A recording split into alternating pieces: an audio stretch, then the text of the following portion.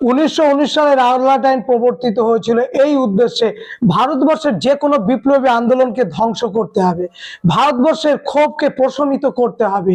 প্রতিশ্রুতি দিয়েছিল গোলটেবিল বৈঠকে যোগ দিয়ে ভারতবর্ষের কিছু স্বায়ত্তশাসন দেওয়া হবে, কিন্তু কোনো প্রতিশ্রুতি রাখেনি। এছাড়া ভারতবর্ষের জাতীয় কংগ্রেসের আশা আকাঙ্ক্ষা যেটা ছিল স্বায়ত্তশাসন, সে দাবিও পূরণ হয়নি। সুতরাং ভারতবর্ষ ক্ষোভে ফেটে পড়েছিল। এছাড়াও প্রথম বিশ্বযুদ্ধ ভারতবর্ষকে অযথা জড়িয়ে দিয়েছিল। ভারতবর্ষের মানুষের ক্ষোভ, ভারতবর্ষের মানুষের দাবিগুলোকে প্রশমিত করবার জন্য একটা টোপ দিয়েছিল যে প্রথম বিশ্বযুদ্ধে যদি ইংরেজদের পোশাক পরে ব্রিটিশের হয়ে বিভিন্ন রণাঙ্গনে যদি ভারতীয়রা যুদ্ধ করে, ভারতীয় সম্পদ এবং সৈন্যকে যদি আমরা ব্যবহার করতে পারি, অর্থাৎ ব্রিটিশরা যদি ব্যবহার করতে পারে, তাহলে ব্রিটিশ তার বিনিময়ে ভারতবর্ষের মানুষকে স্বায়ত্তশাসন দেবে।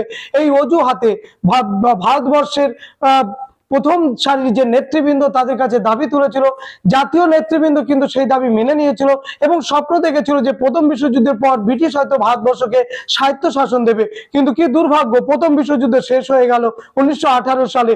1919 সালে আমরা দেখলাম ভারতবর্ষে তখন স্বায়ত্তশাসন দেওয়া হলো না এবং একটা কথাও বলা হলো না।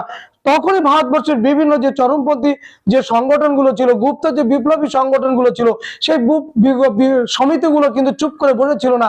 তারা ব্রিটিশ বিরোধী বিভিন্ন সন্ত্রাসবাদী বা গুপ্ত কার্যকলাপের মধ্য দিয়ে ব্রিটিশ প্রশাসককে মারবার জন্য উদ্যত হলো এবং মেরেও দিল।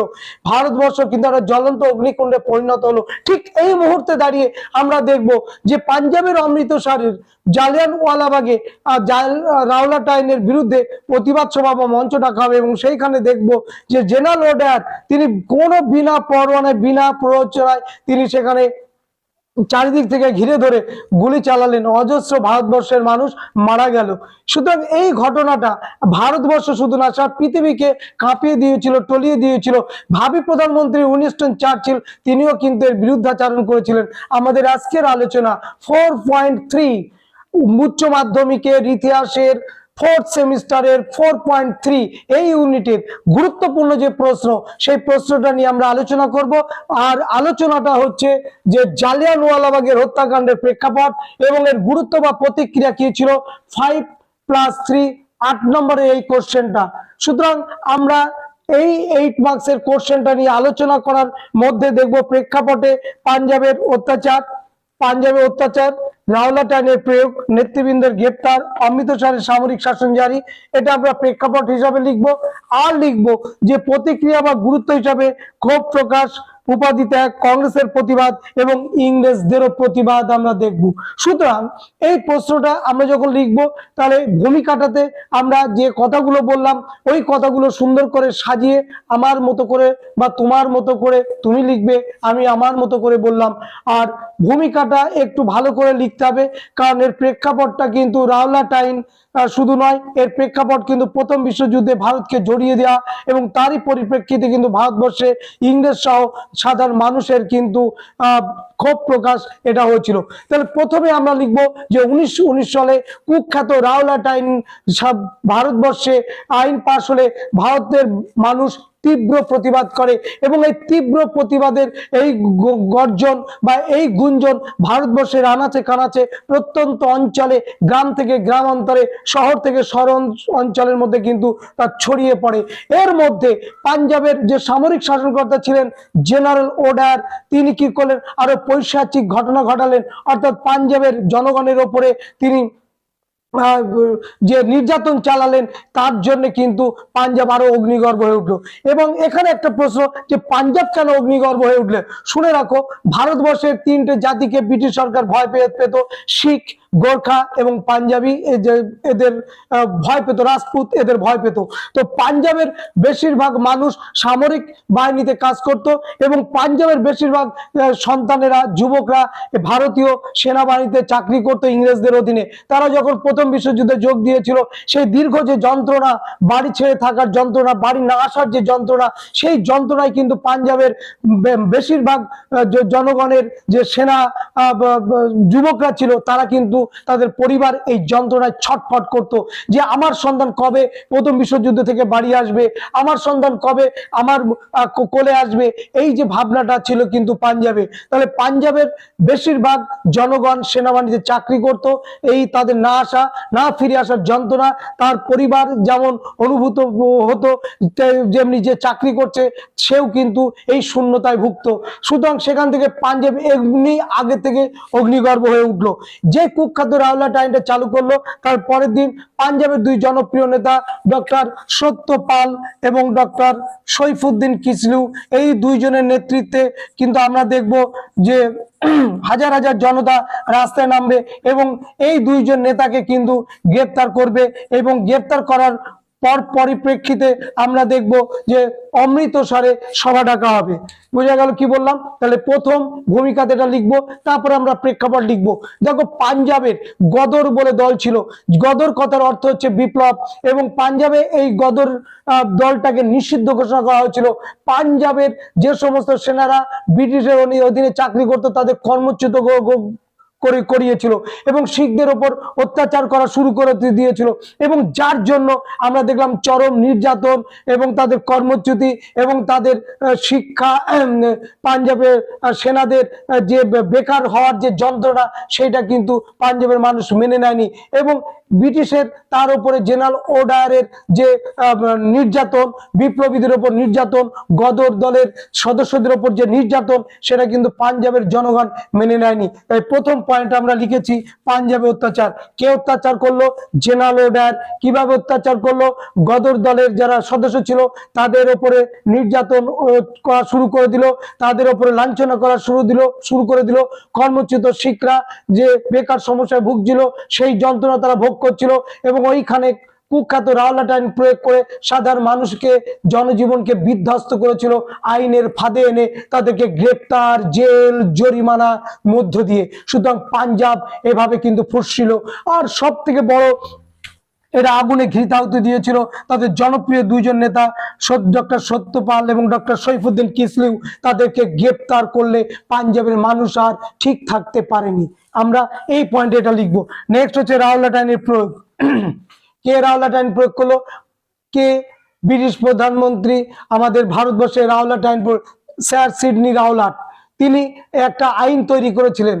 তিনি যে বিচারপতি ছিলেন, যে ভারতীয়দের বিপ্লব বিরোধী সন্দেহ গ্রেপ্তার করা হবে, জেল জরিমানা করা হবে, তার সমস্ত সম্পত্তি বাজেয়াপ্ত করা হবে, এবং সে কোনো উকিল নিতে পারবে না, সে কোনো আপিল করতে পারবে না, সে বেরিয়ে আসতে পারবে না। এবং শুধু তাই নয়, তার সমস্ত সম্পত্তি কিন্তু বাজেয়াপ্ত করা হবে। এখানে ধনে মানে শেষ করা। আর কি? সংবাদপত্রে কণ্ঠরোধ করা হলো। কোনো জাতীয়তাবাদী লেখা, কোনো দেশপ্রেমমূলক লেখা, কোনো ব্রিটিশ বিরোধী লেখা প্রকাশিত হবে না। যদি হয় তাহলে সেই প্রকাশক এবং সেই সাংবাদিককে গ্রেপ্তার করা হবে, জেল জরিমানা করা হবে, এবং দীর্ঘদিন তাদের কারাবাস হবে। কতদিন থাকবে কেউ জানে না, যেহেতু কোনো আইনের মধ্যেই থাকবে না। এবং যাকে গ্রেপ্তার করা হবে তাকে বলা হবে না যে তুমি এই কারণে গ্রেপ্তার হচ্ছ, অর্থাৎ বিনা পরোয়ানা বলা হয়, পরোয়ানা ছাড়া তোমাকে গ্রেপ্তার করবে, জেল দেবে, জরিমানা করবে, সংবাদপত্রে কণ্ঠরোধ করা হবে। এই যে মানুষের বেঁচে থাকার যে স্বাধীনতা, কথা বলার যে স্বাধীনতা, স্বাধীনভাবে মত প্রকাশ করার স্বাধীনতা, অত্যাচারের প্রতিবাদ করার যে স্বাধীনতা, কোনোটাই এই রাওলাট আইনে ছিল না। তো এই রাওলাট আইনের কিন্তু প্রয়োগ করেছিল ভারতবর্ষে এবং প্রয়োগ করেছিল পাঞ্জাবে, এবং এই প্রয়োগের মধ্যে দিয়ে ভারতবর্ষে ব্রিটিশ বিরোধী মানসিকতা আরো বেশি পরিমাণে হয়। এবং 1919 সালের মার্চ থেকে এই বিক্ষোভ পাঞ্জাবকে একটা অগ্নিগর্ভ পরিস্থিতির মধ্যে তৈরি করেছিল, যার জন্য পাঞ্জাবের মানুষ কিন্তু আগের থেকেই ফুঁসছিল। নেক্সট হচ্ছে নেতৃবৃন্দের গ্রেপ্তার। আমি অলরেডি লিখে দিয়েছি যে রাওলাট আইন যেদিন চালু হয়েছিল 1919 সালের, আমরা দেখলাম যে রাওলাট আইন যেই চালু হলো 10ই এপ্রিল 1919 সালের, পাঞ্জাবের স্থানীয় দুই নেতা ডক্টর সত্যপাল এবং ডক্টর সৈফুদ্দিন কিসলুকে গ্রেপ্তার করলো। জনতা ফুলে ফেপে উঠলো ক্ষোভে, বিক্ষোভে, এবং তাদেরকে ছাড়বার জন্য সাধারণ মানুষ, হাজার হাজার মানুষ সেদিন রাস্তায় নেমে গেল। শুধু তাই নয়, তারা এর বিরুদ্ধে একটা প্রতিবাদ সভা হিসাবে ডেকে দিল, সেটা হচ্ছে জালিয়ানওয়ালাবাগ। সেই জালিয়ানওয়ালাবাগে আমরা দেখব যে প্রতিবাদ সভা ডাকা হবে 13ই এপ্রিল। তো 13ই এপ্রিলে ঘটনাটা আমরা পরে বলছি, তার আগে বলি তাহলে এই যে নেতৃবৃন্দ গ্রেপ্তার করলো, এর ফলে ব্রিটিশ যে সরকারের এই নীতির ফলে জনতা মারমুখী হয়ে উঠলো এবং জনতা ক্ষোভের যে ফুঁসছিল তার প্রমাণ হচ্ছে নেতৃবৃন্দের গ্রেপ্তারের মধ্য দিয়ে। এরপরে আমরা আসবো যে অমৃতসরে সামরিক শাসন জারি। 1919 13ই এপ্রিল এই দিন সিদ্ধান্ত হলো যে আমরা সবাই এই বিরুদ্ধে একটা প্রতিবাদ ডাকবো। প্রতিবাদ ডাকলো পাঞ্জাবের অমৃতসরের জালিয়ানওয়ালাবাগে 1919 সালের 13ই এপ্রিল। উদ্দেশ্য রাওলাট আইনের প্রতিবাদ করা, উদ্দেশ্য সত্যপাল ডক্টর সৈফুদ্দিন কিসলুকে তাদেরকে ছেড়ে দিতে হবে। এই জন্য আবাল বৃদ্ধ বনিতা, শিশু থেকে শুরু করে বৃদ্ধ পর্যন্ত সবাই সমবেত হলো। 3 দিক দিয়ে ঘেরা একটা মাত্র রাস্তা, সেই রাস্তা দিয়ে শুধুমাত্র একবারই যাওয়া যায় বা আসা যাওয়ার একটাই রাস্তা, কোনো দিকে আর রাস্তা নেই। চারিদিক থেকে উঁচু উঁচু পাঁচিল, বাড়ির পাঁচিল দিয়ে সব ঘেরা। এখানে এখনো জায়গায় ওই মিছিলটা, এই সভাটা ডাকা হয়েছিল, কিন্তু দুর্ভাগ্য যে এই মিছিলে কোনো রকম আগাম কোনো সতর্কতা বার্তা না দিয়ে ওইখানকার কুখ্যাত প্রশাসক জেনারেল ওডার তিনি কি করলেন, তিনি বিশাল পুলিশ বাহিনী এনে 3 দিক থেকে ঘিরে ফেললেন এবং 10 মিনিট 1600 রাউন্ড গুলি ছুড়লেন। এবং আমরা সরকারি হিসাবে দেখতে পাবো এবং বেসরকারি হিসাবে দেখতে পাবো যে অনেক মানুষের হতাহত। তাহলে এর প্রতিবাদে, এই রাওলাট আইনের প্রতিবাদে যে আবাল বৃদ্ধ বনিতা এখানে জড়ো হলো এবং তাদের ওপরে যে গুলি চললো এবং তাদের ওপর যে নির্যাতন হলো, সেই নির্যাতনে 1200 জন আহত হয়েছে এবং 379 জন সরকারি মতে নিহত হয়েছেন। তাহলে এই যে ঘটনাটা সব পৃথিবী স্তম্ভিত হয়েছিল, এটা আমরা লিখবো 4 নম্বর পয়েন্টে। তাহলে 4টে পয়েন্ট আমরা লিখলাম। এরপরে হচ্ছে ক্ষোভ প্রকাশ।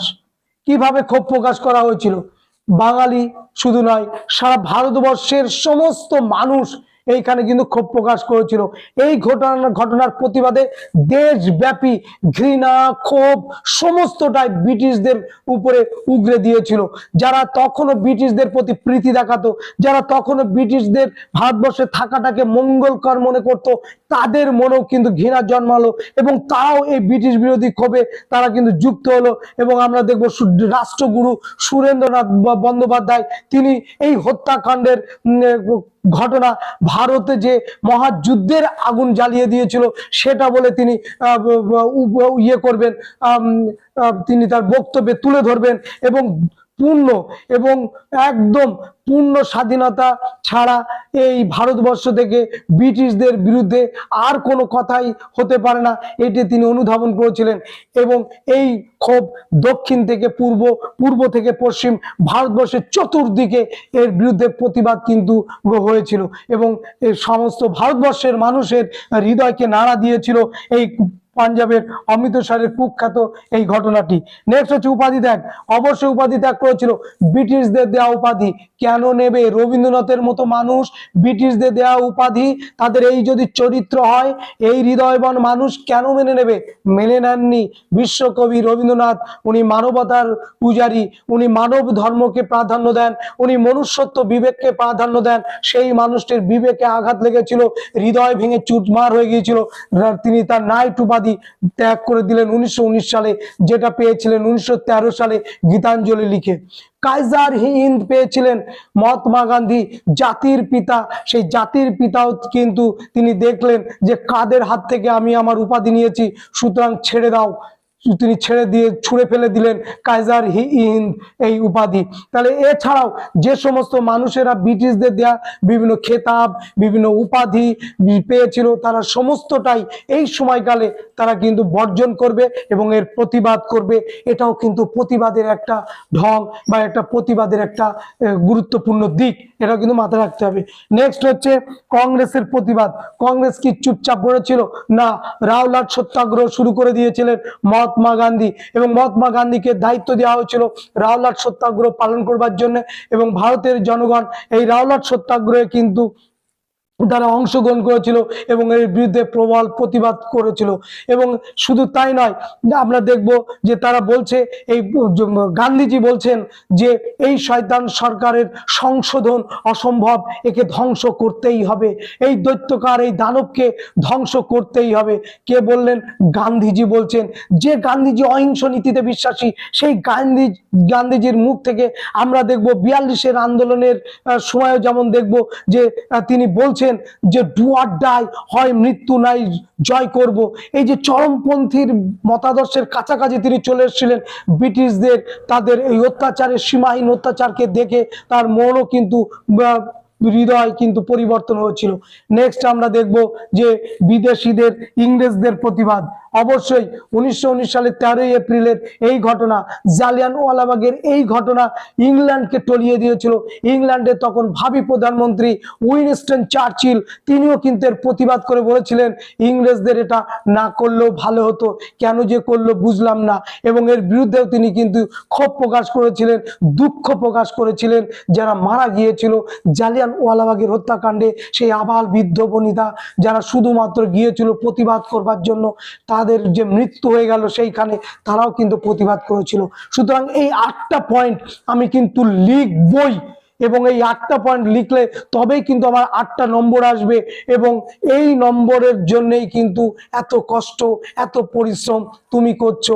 সুতরাং যতটুকু জানবে এই 8টা পয়েন্টের সমস্তটাই ঢেলে দিয়ে আসবে এবং বুঝিয়ে দিয়ে আসবে পরীক্ষককে, আমি জানি। সুতরাং নম্বরটা আমাকে দিতেই হবে। আজকের ভিডিও এই পর্যন্ত, দেখা হবে নেক্সট ভিডিওতে। সবাইকে ধন্যবাদ।